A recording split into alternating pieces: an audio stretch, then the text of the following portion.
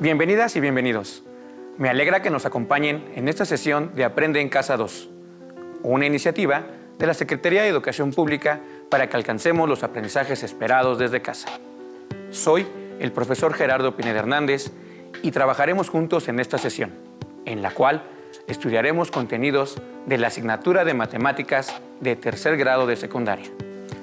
En esta sesión trabajaremos juntos para lograr el aprendizaje esperado. Resuelve problemas de congruencia y semejanza que implican utilizar propiedades en triángulos o en cualquier figura. Durante estos últimos días hemos estado hablando sobre congruencia y semejanza de figuras, especialmente de triángulos y cuadriláteros. Pero, ¿dónde podemos utilizarlos en nuestro día a día? Nuestro propósito en esta sesión es conocer uno de los 3 criterios de congruencia de triángulos, el que se conoce como ángulo-ángulo, haciendo un énfasis en la relación de proporcionalidad de sus lados.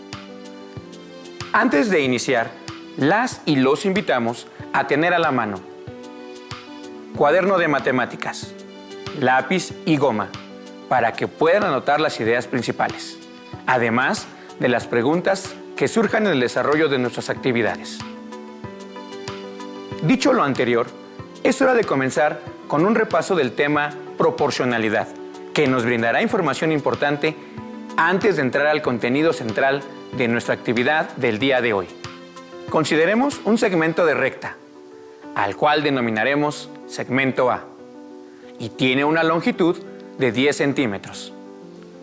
Y de él mismo desprendemos otro segmento, al cual llamaremos segmento B, y que al copiarlo del segmento A, como consecuencia, mide también 10 centímetros de longitud. Ambos segmentos son congruentes entre sí, ya que tienen la misma forma y tamaño. Vamos a comprobar esto matemáticamente hablando. Si obtenemos el cociente de la medida de ambos segmentos, es decir, 10 centímetros que mide el segmento A, entre los 10 centímetros que mide el segmento B, obtendremos como cociente el número 1. Con esto podremos determinar que el segmento A es congruente con el segmento B, ya que el cociente obtenido de la división de sus medidas nos dio como resultado 1. Ahora, si aumentamos el tamaño del segmento B al doble, es decir, en lugar de medir 10 centímetros ahora, mide 20. Y si realizamos el mismo proceso para obtener el cociente, encontraremos que 20 entre 10 nos da como resultado 2. Es decir, el segmento A es el doble del segmento B y por lo tanto son proporcionales entre sí, ya que tienen las mismas características, pero la medida de uno es el doble de la medida del otro, porque el cociente obtenido es mayor a 1. Ahora, al segmento B, lo reducimos hasta llegar a 5 centímetros y realizamos la misma operación matemática. Encontraremos que 5 entre 10 nos da como resultado 0.5, es decir, que el segmento B es la mitad del segmento A, porque el valor obtenido es menor a 1, es decir, el segmento resultante es más pequeño.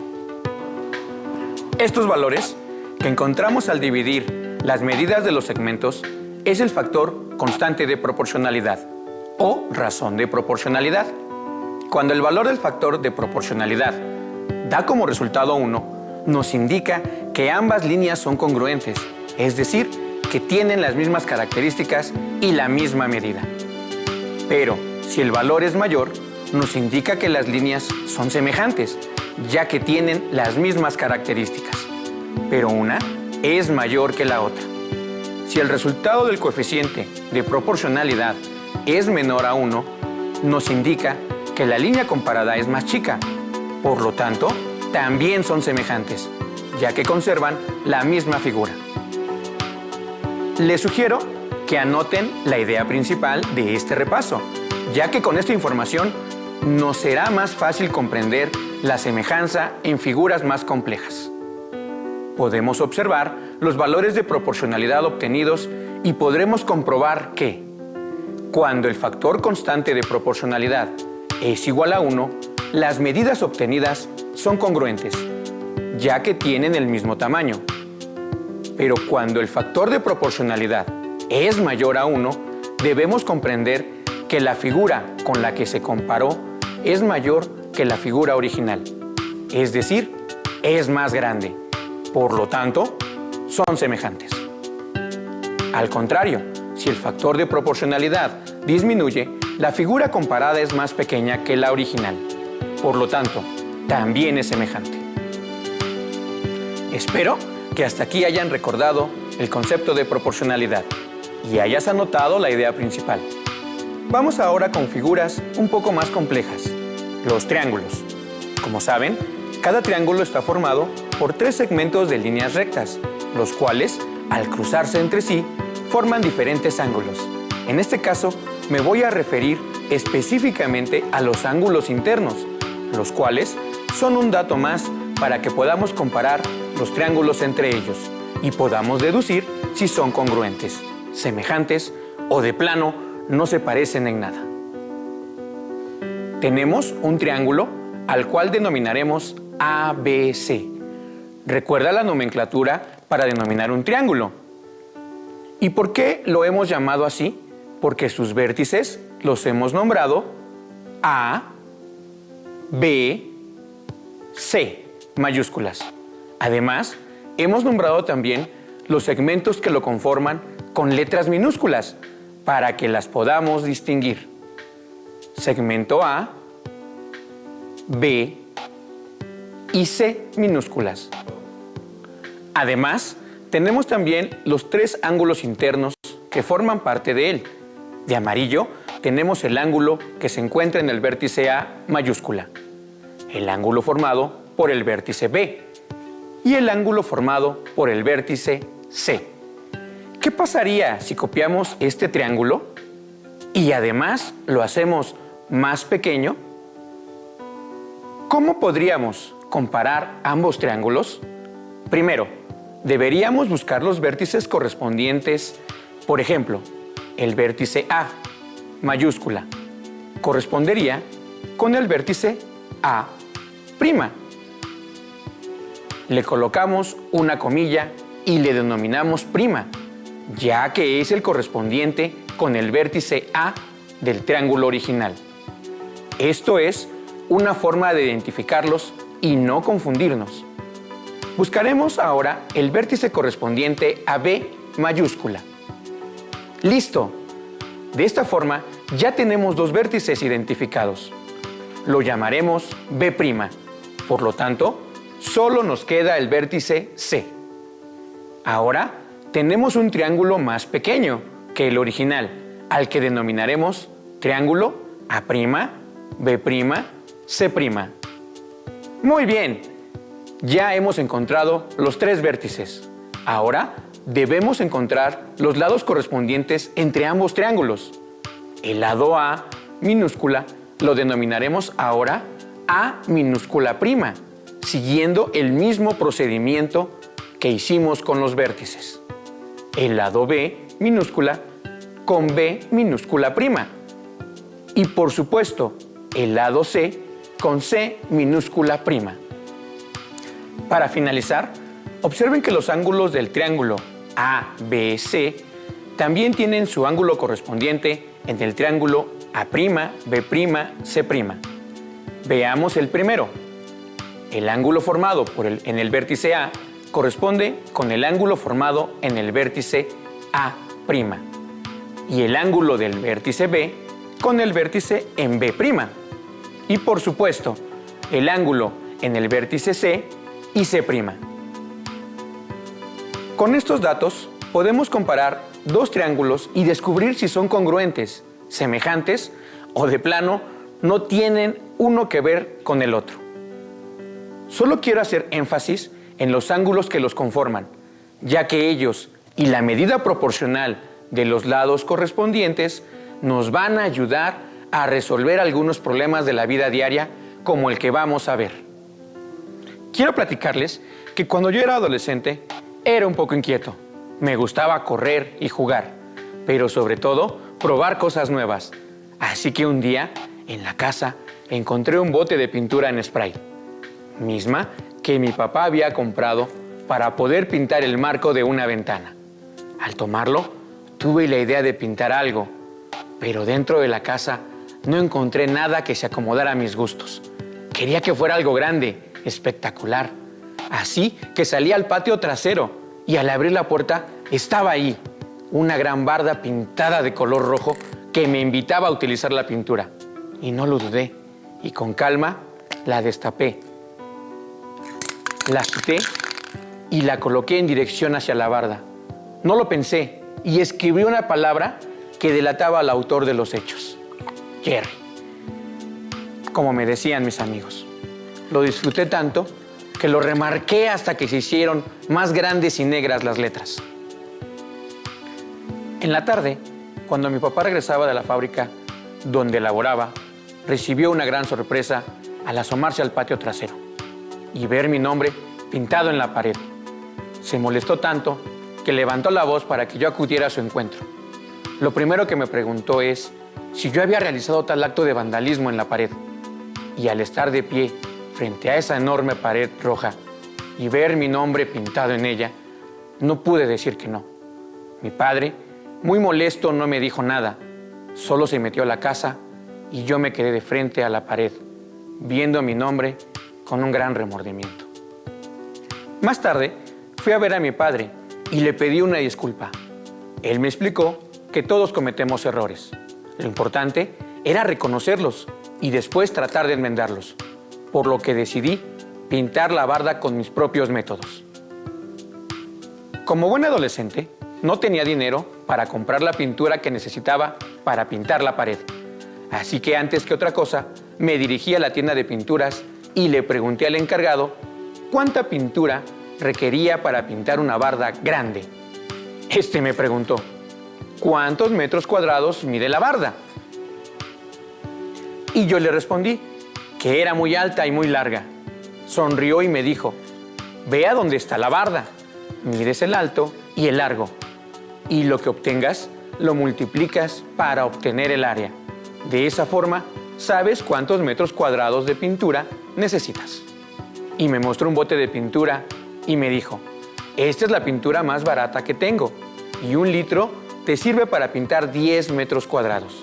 El litro cuesta 80 pesos. Regresé corriendo a la casa a tratar de medir la barda. El largo lo medí exactamente, 12 metros. Pero el tratar de medir el alto fue imposible, ya que estaba realmente alta y en la casa no teníamos escalera.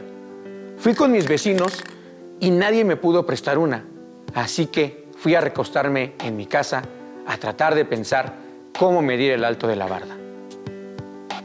A la mañana siguiente me asomé a la ventana de mi cuarto, que tiene vista al patio trasero, y observé con curiosidad que el sol brillaba fuertemente sobre la barda y que ésta proyectaba una sombra sobre el patio. Recordé entonces que la maestra de matemáticas alguna vez nos puso problemas de sombras proyectadas en el piso, o algo así. Me fui corriendo a buscar mis cuadernos de tercero de secundaria y en los apuntes encontré unos ejercicios que nos puso en donde podían obtener medidas de lugares inaccesibles, solo con la luz del sol. Traté de recordar lo que nos había explicado al ir leyendo los apuntes, pero no encontraba cómo lo había hecho. Entonces recordé un problema que tenía un edificio y un poste que reflejaban la luz del sol en el piso, y con esos datos podían obtener la altura del edificio sin tener que subirse ni arriesgarse a lastimarse en el intento. La sombra que proyectaba la barda mediante los rayos del sol, la barda en sí y el suelo formaban un triángulo. Pero algo me faltaba. No podía medir solo el lado de la sombra. Algo más faltaba. Algo más faltaba. ¿Contra qué lo compararía? Así que busqué algo que pudiera mover y ponerlo como el poste del ejemplo del problema de la maestra. Busqué y busqué hasta que encontré un palo de escoba, al cual le retiré el cepillo. Con gran disposición me lo llevé hacia la barda y descubrí que el sol había subido más, por lo que la medida de la sombra ya no era la misma. Me recordé, el tiempo y el movimiento del planeta siguen su curso, lo tienes que hacer más rápido. Así que medí primero el palo de la escoba y encontré que exactamente tenía 1,19 metros, es decir, 1,19 metros. Pero algo me faltaba. Regresé a mi cuaderno y vi que para que los triángulos fueran semejantes y poder calcular la medida de la barda, los ángulos comprendidos entre el lado que es proporcional deben medir lo mismo. Al medir el ángulo formado por la base del muro, el suelo, descubrí que medía exactamente 90 grados. Por lo tanto, era un ángulo recto. Así que el palo de la escoba debería formar un ángulo congruente con el formado por la pared y el suelo. Así que desplacé el palo hacia la sombra que se formaba por la luz del sol sobre la pared, haciendo que limitara exactamente con la coronilla superior. Y traté de formar un ángulo recto entre el palo de escoba y el suelo. Como era demasiado trabajo, tuve que pedir apoyo a mi hermano para que él lo sostuviera, mientras yo tomaba las medidas necesarias. Solo me faltaba un ángulo más. Este ángulo era común a los dos triángulos que ya había formado. ¿Cuáles triángulos? El formado por la barda, el suelo y la sombra proyectada por el sol. Y el formado por el palo de escoba, el suelo y la sombra proyectada por el sol. Procedí entonces a medir la base del triángulo mayor y me dio como resultado 8,41 metros. Después medí la base del triángulo menor y obtuve como resultado 1,75 metros. De esta forma ya había conseguido todas las medidas necesarias. ¿Qué me faltaba? Realizar los cálculos. Solo te recuerdo que el alto del palo de escoba era de 1,19 metros.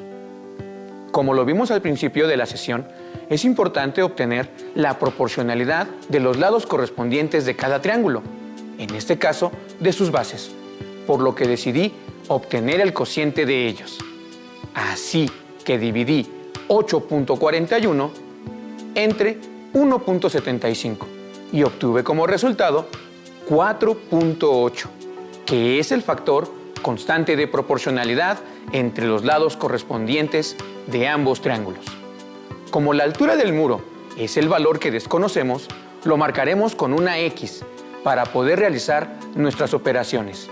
Así que tomamos esta incógnita y la vamos a dividir entre el valor del lado correspondiente del triángulo, que es de 1,19 metros. Y lo igualamos a la constante de proporcionalidad que habíamos encontrado previamente, es decir, 4,8. Ahora despejaremos la incógnita, en este caso X, para poder encontrar su valor. Como la incógnita está dividiendo a 1,19, deberemos utilizar la operación contraria para poder despejar la X, lo que nos lleva a multiplicar el segundo miembro de la ecuación por 1,19 y obtenemos como resultado 5,71, que es en realidad la altura del muro que estamos buscando. Solo me hacía falta calcular la cantidad de pintura que iba a necesitar y con ello calcular el costo de mi travesura. Si el largo de la barda era de 12 metros y su altura de 5,71, solo debía multiplicar el largo de la barda por el alto, lo que me da como resultado 68,52. Pero como estoy multiplicando metros por metros, la unidad resultante es metros cuadrados. Ahora ya sé que debo pintar 68,52 metros cuadrados. Si mal no recuerdo, el vendedor de pinturas me dijo que 1 litro me alcanzaba para 10 metros cuadrados, por lo que voy a dividir 68,52 metros cuadrados entre 10 metros cuadrados que me indicaron para obtener cuántos botes de pintura requiero. Y ahora sé que requiero 6,852 botes de pintura. Pero cada bote cuesta 80 pesos, por lo que requiero multiplicarlo para obtener el costo total de la pintura para poder pintar la pared que rayé. Requiero exactamente 548.16 pesos para comprar la pintura. El resultado final de mi problema es 548.16. Yo sé que no me van a vender una fracción del bote, debo comprarlo completo. Por lo tanto, son 7 botes de pintura a 80 pesos. Me da un total 560 pesos solo para la pintura. Y eso sin contar el material como las brochas. Todo esto por no haber pensado antes de hacer las cosas y rayar una pared que no es mía. Solo quisiera hacer un resumen de todas las cosas que hicimos el día de hoy, para que tengas en claro qué fue lo que utilizamos en cada caso. Para poder medir distancias inaccesibles, como la del muro del problema, podemos utilizar la semejanza de triángulos. Estos triángulos deben cumplir con ciertas características para que sean semejantes. En el caso de hoy, utilizamos el criterio de semejanza ángulo-ángulo, es decir, que los ángulos adyacentes a un lado proporcional sean iguales, aunque no es el único criterio, ya que existen dos más. Por eso, vamos a comparar dos triángulos que se obtienen del problema que nos planteamos. Sé que pudieron haberse confundido, pero vamos a aclarar por qué los dos triángulos son semejantes. De esta forma, podríamos comprender mejor el corolario que nos indica que si dos pares de ángulos correspondientes de dos triángulos son iguales, entonces los triángulos son semejantes. Para eso, eliminaremos algunas partes de la imagen que trabajamos con anterioridad y encontraremos que tenemos dos triángulos, los cuales vamos a separar para que los puedas contemplar mejor.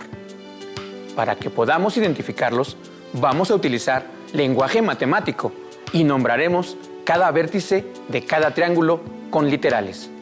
Por ejemplo, del triángulo más grande, empezaremos por el primer vértice y le pondremos A. Al segundo vértice le pondremos B. Y al tercero le pondremos C. De tal forma que tenemos el triángulo ABC y se escribe en lenguaje matemático como triángulo ABC mayúsculas. Observen en la parte superior izquierda de la pantalla la nomenclatura correcta. De la misma forma, ahora al triángulo más pequeño lo nombraremos según los vértices que corresponden en el triángulo mayor. El vértice A correspondería con el vértice A' en el triángulo menor.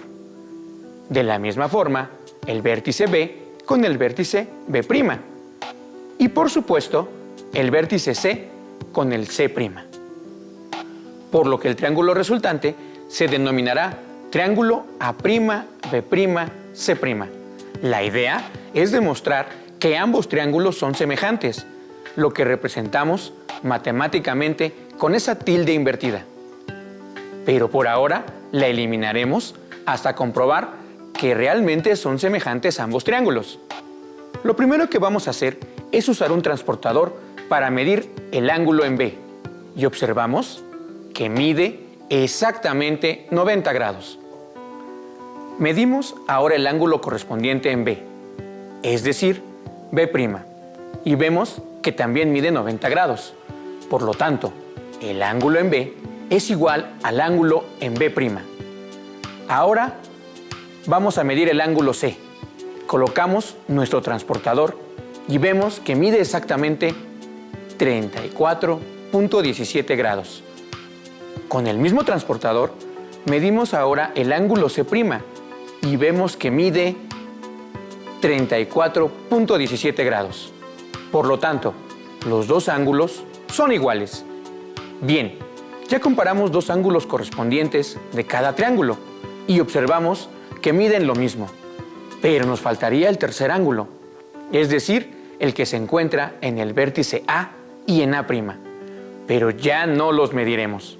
Ahora vamos a utilizar un teorema que ya es conocido por nosotros, y es aquel que dice: la suma de los ángulos interiores de un triángulo es igual a 180 grados. Si sumamos el ángulo A más el ángulo en B más el ángulo en C, nos debe dar en total 180 grados. Ahora reemplazamos el valor del ángulo en B por el que ya teníamos, que es 90 grados, y el del ángulo en C por 34.17 grados. Sumamos los valores y obtenemos 124.17 grados. Despejamos el ángulo en A, restándole a ambos miembros de la ecuación 124.17 y obtenemos como resultado la medida del ángulo en A, la cual tiene un valor de 55.83 grados. En el caso del triángulo A', B', C', los valores de los ángulos son los mismos, por lo que el valor del ángulo A' es igual al valor del ángulo en A. Por lo tanto, matemáticamente hemos encontrado que en ambos triángulos los ángulos correspondientes miden lo mismo, por lo que deducimos que son semejantes. Probablemente puedas haber pensado que la geometría es difícil, sin embargo, está presente en el día a día. Todos utilizamos algo que se llama razonamiento deductivo, el cual nos permite inferir respuestas desde observaciones comunes. Así como cuando ves que el cielo se nubla, podrías pensar que hay probabilidad de que llueva. De la misma manera, a lo largo de la humanidad, diferentes pensadores y filósofos han ido acrecentando el conocimiento matemático. Me voy a permitir realizar una lectura de tu libro de matemáticas que llevaron en segundo grado, para que conozcan un ejemplo de esto. Eratóstenes fue un matemático, astrónomo, geógrafo y poeta griego. Fue llamado a Egipto en el año 236 antes de nuestra era, para que se hiciera cargo de la biblioteca de Alejandría, donde aprendió que Siena, hoy Asuán en Egipto, está situada prácticamente sobre el trópico de Cáncer, y por esto, el día del solsticio de verano, a mediodía, los objetos no proyectan sombra. En Alejandría, en el solsticio de verano, Eratóstenes enterró una vara en el suelo y notó que, a pesar de ser mediodía, ésta proyectaba sombra. Determinó, mediante un instrumento parecido al reloj solar, que el ángulo que se formaba entre la vara y los rayos del sol era de 1/50 de 360 grados. Pensó que como el sol se encontraba tan alejado de la Tierra, sus rayos podían suponerse paralelos entre sí. Eratóstenes mandó medir la distancia entre Siena, representado por una S, y Alejandría, representada por una A. Pero es probable que ya conociera ese dato. La distancia que utilizó para sus cálculos fue de 5.000 estadios. Esta distancia es la longitud del arco de circunferencia comprendido entre A y S. Conociendo la medida del ángulo ACS y la longitud del arco AS, Eratóstenes pudo calcular la longitud de la circunferencia terrestre. Solo con la deducción matemática, Eratóstenes pudo medir la distancia de la circunferencia de la Tierra, apoyado en la observación de fenómenos naturales que existían a su alrededor. En este caso, de los rayos del sol, como lo hicimos en esta lección, por lo que los invito a ser más observadores con lo que ocurre a nuestro alrededor, analizarlo y ver hasta dónde nos conduce. Te maravillarás de lo que descubres. Para finalizar la lección de hoy, les pido anoten en su cuaderno el criterio de semejanza de triángulos que trabajamos. Lo conocemos como el criterio ángulo-ángulo, en donde encontramos que si dos pares de ángulos correspondientes de dos triángulos son iguales, entonces los triángulos son semejantes. Si recuerdan este corolario, van a ahorrarse muchos cálculos en un futuro. Les recomiendo que para que puedan recordar la lección del día de hoy, busquen en su libro de texto de matemáticas de tercer grado problemas de semejanza de triángulos que utilicen el criterio ángulo-ángulo. Los podrán encontrar en el bloque 1. ¡Listo! Por el día de hoy hemos terminado. pero aún nos queda mucho por descubrir. Así que y los esperamos el día de mañana para seguir aprendiendo. Hasta la próxima. Si tienes dudas o necesitas ayuda, llama al Centro de Apoyo Pedagógico a Distancia. El número de teléfono